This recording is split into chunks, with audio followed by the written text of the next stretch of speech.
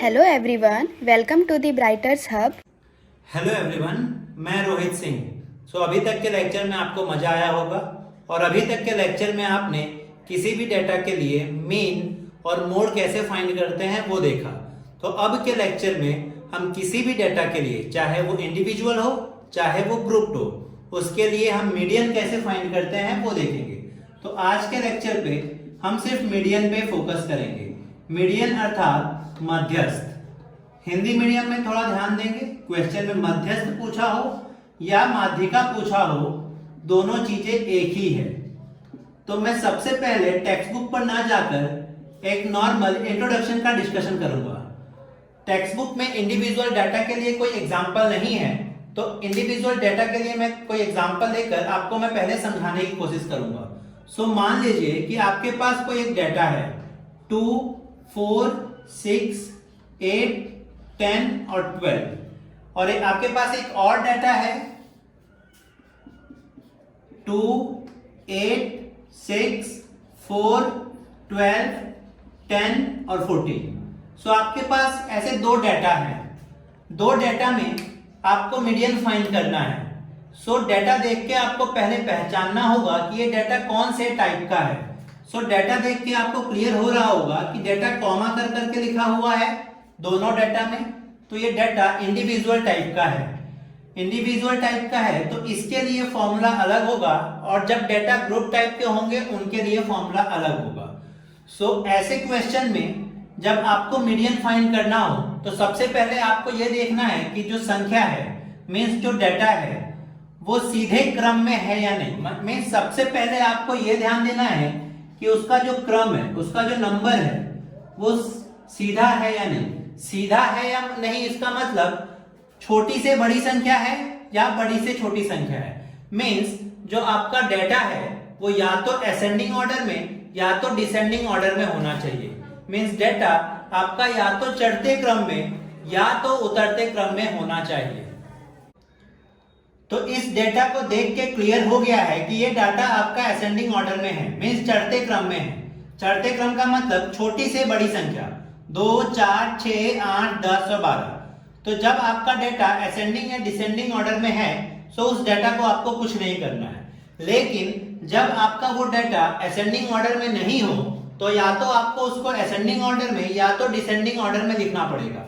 तो मैं छोटी से बड़ी संख्या की तरफ लिखता हूं। तो पहले आपका आएगा 2, नेक्स्ट आएगा 4, नेक्स्ट 6, 8, 10, 12 और 14। तो सबसे पहले आपका ये आ जाएगा। First step complete. कि फर्स्ट स्टेप आपको क्या देखना होता है कि वो डेटा असेंडिंग या डिसेंडिंग में है कि नहीं, मींस डेटा का क्रम कैसा है। नेक्स्ट स्टेप आपको ये चेक करना होता है कि डेटा कितने हैं, means number of data check करना होता है। सेकेंड स्टेप होता है number of data. Number of data means यहां पे आप देखिए 1, 2, 3, 4, 5, 6।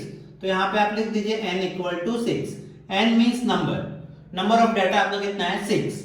और यहां पे आपका कितना है 1, 2, 3, 4, 5, 6, 7। नंबर ऑफ डेटा आपका कितना हो गया 7। यहां पे आपका डेटा है 6, यहां पे है 7। तो second step complete. Third step कि जो नंबर है वो इवन है कि ऑड है। इवन है ऑड है मींस वो सम संख्या है या विषम संख्या है। तो सम संख्या किसको बोलते हैं, जो 2 के टेबल में आता हो, या सिंपल भाषा में जिसके इकाई का अंक 0, 2, 4, 6, 8 हो। और विषम किसको बोलते हैं, जिसके इकाई का अंक 1, 3, 5, 7 और 9 हो। यहां पे n इक्वल टू 6, तो ये आपका क्या हो गया इवन। इवन मीन्स क्या हो गया सम। और यहां पे आपका क्या हो गया ऑड मीन्स विषम।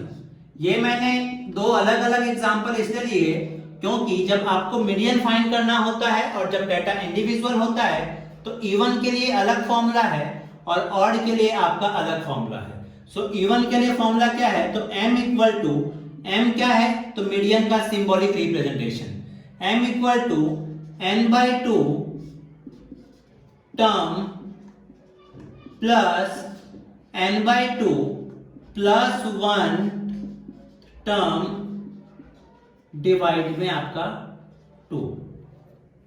और जब आपका ऑड डाटा हो तो सिंपल फॉर्मूला है m equal to n+1 divide में 2 टर्म। अब यहां पे ध्यान देना है कि ये पूरे के नीचे डिवाइड नहीं है, सिर्फ n के नीचे डिवाइड है, लेकिन इस फॉर्मूला में पूरे के नीचे डिवाइड है। अब ये n क्या है, तो जो नंबर ऑफ डेटा है वो, सो 6/2 टर्म प्लस 6/2 पूरे के नीचे डिवाइड नहीं करना है, प्लस 1 टर्म डिवाइड में आपका आ जाएगा 2। 6/2 मीन्स क्या हो जाएगा, थर्ड, तो third term plus 6/2 means 3 plus 1 means fourth term divide में 2। थर्ड टर्म और फोर्थ टर्म, तो यहां से आपको थर्ड टर्म लेना है, तो 1 2 3, तो third term 6 plus fourth term 1 2 3 4, fourth term 6 plus 8 divide में 2। यहां पे आपको इसको डिवाइड नहीं करना है, 4 प्लस 3 डिवाइड बाई 2। कभी कभी बच्चे ये भी कर देते हैं 4 प्लस 3 7 डिवाइड बाई 2, ये नहीं करना है आपको। थर्ड टर्म मीन्स डेटा का थर्ड टर्म लिखना है और फोर्थ टर्म मीन्स डेटा का फोर्थ टर्म लिखना है, डिवाइड बाई 2। सो 8 प्लस 6 आपका क्या हो जाएगा, 14 divide by 2। So m equal to आपका क्या आ जाएगा, 7। सो इस डेटा के लिए आपका मीडियन क्या होगा, 7। अब हम इसके लिए करते हैं, तो यहां पे आपका क्या हो जाएगा, n+1 मीन्स 7 प्लस 1, आपका कितना डाटा है, 7 प्लस 1 डिवाइड बाई 2, और पूरे के नीचे डिवाइड है टर्म, तो 7 प्लस 1, सो आपका क्या हो जाएगा 8 डिवाइड बाई 2 टर्म, सो 8/2 यानी क्या आ जाएगा आपका फोर्थ टर्म। यहां पे छोड़ना नहीं है, fourth term 1 2 3 4, m equal to 8। इसीलिए मैंने आपको कहा कि डेटा को असेंडिंग या तो डिसेंडिंग ऑर्डर में लिखना होगा। अगर ऐसे होता तो इसका फोर्थ टर्म क्या होता, 4, जो गलत है। आपने जब असेंडिंग ऑर्डर में लिखा तो कितना आया, 8, तो इस डेटा के लिए आपका मीडियन क्या हो गया, 8। तो यहां से आपको दो चीजें सीखनी जरूरी है कि सबसे पहले ऑड नंबर और इवन नंबर के लिए फॉर्मूला क्या है। ये फॉर्मूला आ गया तो आपको एक दो चीजें ध्यान रखनी है, जो मैंने यहाँ पे कहा कि पहले आपको चेक करना है वो असेंडिंग या डिसेंडिंग है कि नहीं, और उसके बाद आपको नंबर ऑफ डेटा चेक करने हैं कि नंबर ऑफ डाटा जो है वो आपका इवन है कि ऑड है। इवन या ऑड के हिसाब से आपको फॉर्मूला पुट करना है और उसके बाद आपको आंसर लाना है। तो चलिए एक और एग्जांपल लेते हैं। एक और एग्जांपल में आप देख सकते हैं कि आपको मार्क्स ऑफ 10 के लिए एक डाटा है और मार्क्स ऑफ 10 के नीचे लिखा है नंबर ऑफ स्टूडेंट। इस डाटा से ये क्लियर हो रहा है कि 20 मार्क्स लाने वाले 6 स्टूडेंट है, 29 मार्क्स लाने वाले 28 है, और ऐसे करके आपके पास एक डाटा अवेलेबल है। सो एक डाटा से क्लियर हो रहा होगा कि ये डाटा जो है वो ग्रुप है, मींस डाटा की ग्रुपिंग हुई है लेकिन उसमें क्लास नहीं है, ये सिर्फ xi और fi वाले हैं। सो इस डाटा के लिए भी सबसे पहले आपको ये देखना होगा कि जो डाटा है वो असेंडिंग या तो डिसेंडिंग ऑर्डर में है या नहीं। सो आपको सबसे पहले इसको सही क्रम में लिखना पड़ेगा। आपका जो क्रम है वो एकदम सही होना चाहिए, तो मैं हमेशा चढ़ते क्रम में मीन्स असेंडिंग ऑर्डर में लिखूंगा। सो असेंडिंग ऑर्डर में लिखने के लिए सबसे पहले मैं आपका जो मार्क्स ऑफ 10 है मीन्स जो आपका xi है, जिसको आप xi कहते हैं, जब हम मीन वाले क्वेश्चन कर रहे थे तब उसको मैं असेंडिंग ऑर्डर में लिखूंगा। तो सबसे पहले आपका क्या आएगा 20, उसके बाद आपका क्या आएगा 25, पहले आपका आ गया 20, फिर आपका आ गया 25, नेक्स्ट आपका क्या आएगा 28, नेक्स्ट आपका क्या आएगा 29, नेक्स्ट आपका क्या आएगा 33, नेक्स्ट 38 और नेक्स्ट 42। सो सबसे पहले आपका जो xi है उसको आपको असेंडिंग ऑर्डर में लिख देना है और नेक्स्ट आपका आएगा 43। तो चेक कर लेना है 1 2 3 4 5 6 7 8, 2 2 4 6 और 8 मीन्स आपने सारे डाटा लिखे कि नहीं। जब आपने वो डाटा को असेंडिंग ऑर्डर में लिख दिया तो उसकी फ्रीक्वेंसी उसके सामने लिखनी पड़ेगी। सो नंबर ऑफ स्टूडेंट, जिसको आप fi कहते थे, तो आपको फ्रीक्वेंसी ऐसे नहीं लिखनी है, ठीक है। आपको xi की फ्रीक्वेंसी ही उसके सामने लिखनी है। तो 20 की फ्रीक्वेंसी कितनी थी 6, 25 की फ्रीक्वेंसी कितनी थी 20, 28 की फ्रीक्वेंसी कितनी थी 24, आप देख पा रहे हैं। नेक्स्ट 29 की फ्रीक्वेंसी कितनी है 28, 33 की कितनी है 15, 38 की कितनी है 4, 42 की कितनी है 2 और 43 की फ्रीक्वेंसी कितनी है 1। देखिए पहले इस डाटा को मैं अगर आपको एक्सप्लेन करने की कोशिश करूं तो ये डाटा का मतलब क्या होता है। इस डाटा का मतलब मैं अगर आपको बताना चाहूं तो इस डाटा की ग्रुपिंग क्यों की गई, क्योंकि 26 टाइम आया तो आप कॉमा कर करके लिखते तो 20 को आप 6 टाइम लिखते, 1 2 3 4 5 6 टाइम। फिर उसके बाद आप क्या लिखते हैं 25 को 20 टाइम, तो 25 को आप 20 टाइम लिखते तो बहुत ज्यादा प्रॉब्लम होती, इसीलिए इस डाटा की ग्रुपिंग कर दी गई कि ये डाटा इतने बार है। वैसे देखा जाए तो ये भी एक टाइप का इंडिविजुअल डाटा ही है। अब यहाँ पे आपको 100 बार लिखना पड़ता है ये सारी चीजें। मुझे कैसे पता चला 100 होगा, तो जब आप इसको ऐड करेंगे, जब आप फ्रीक्वेंसी को ऐड करेंगे तो आपका n की वैल्यू कितनी आएगी 100, मीन्स आपका 100 डाटा है। अब इसके ऐसे क्वेश्चंस के लिए आपको सबसे पहले CF मीन्स कम्युलेटिव फ्रीक्वेंसी यानी संचयी आवृत्ति फाइंड करनी होती है। संचयी आवृत्ति ढूंढना बहुत सिंपल है, पहला जो F होता है उसको वैसे का वैसा ही लिख लीजिए। नेक्स्ट आप क्रॉस में ऐड करते जाइए, ऐड मीन्स प्लस, तो 6 प्लस 20 तो 26, मतलब मैंने ऐड किया किसको 6 को 20 के साथ। अब क्रॉस में ऐड करते जाना है, अब 26 को 24 के साथ तो आपका क्या आएगा 50। आपने किसको ऐड किया 26 को 24 के साथ, ऐसे आप क्रॉस में ऐड करते जाइए। 50 को किसके साथ 28 के साथ, तो आपका क्या आ जाएगा 78। नेक्स्ट 78 को 15 के साथ क्रॉस में आपको ऐड करते जाना है और लिखते जाना है, तो 78 को 15 के साथ तो 93, 93 को 4 के साथ 97, 97 को 2 के साथ तो 99 और 99 को 1 के साथ तो 100।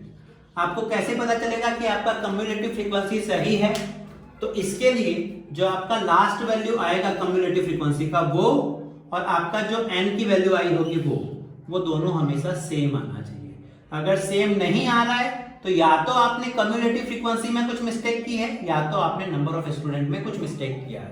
सो इससे क्लियर हो गया कि 20 का CF कितना है 6, सामने सामने क्लियर है। ये इसकी कम्युलेटिव फ्रीक्वेंसी है, ये इसकी है, ये इसकी है, ये इसकी है, ये आपकी इसकी है और ये इसकी है। आप नोटबुक में लिखेंगे तो आप स्ट्रेटली आएगा। मींस 20 की कम्युलेटिव फ्रीक्वेंसी 6 है, 20 की कम्युलेटिव फ्रीक्वेंसी 6 है, मतलब 6 तक के जो डाटा है वो 20 है।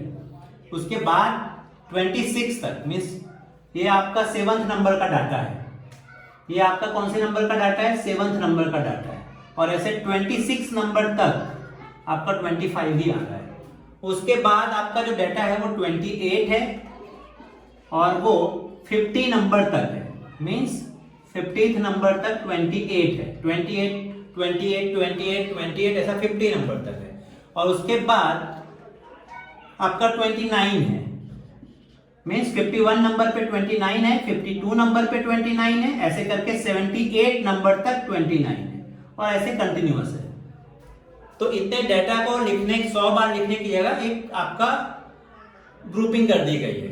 तो पहला काम आपने कर दिया कि डाटा को देख लिया कि असेंडिंग ऑर्डर में है और ऐसे क्वेश्चन के लिए आपको CF फाइंड करना पड़ता है, जो आपको इंडिविजुअल डाटा में नहीं करना था लेकिन यहाँ पे करना था।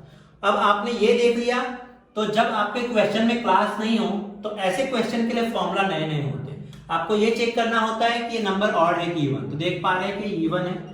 कैसे पता चला इवन है, क्योंकि इसका जो वंस है मींस इकाई का जो अंक है वो 0 है, तो ये इवन है। या तो 2 के टेबल में आता है तो भी इवन है, आपको जैसे भी समझना हो। तो जब इवन होता है तो इवन के लिए आपका फॉर्मूला क्या होता है, m इक्वल टू, अभी मैंने करवाया था आपको n/2 term plus n/2 plus 1th term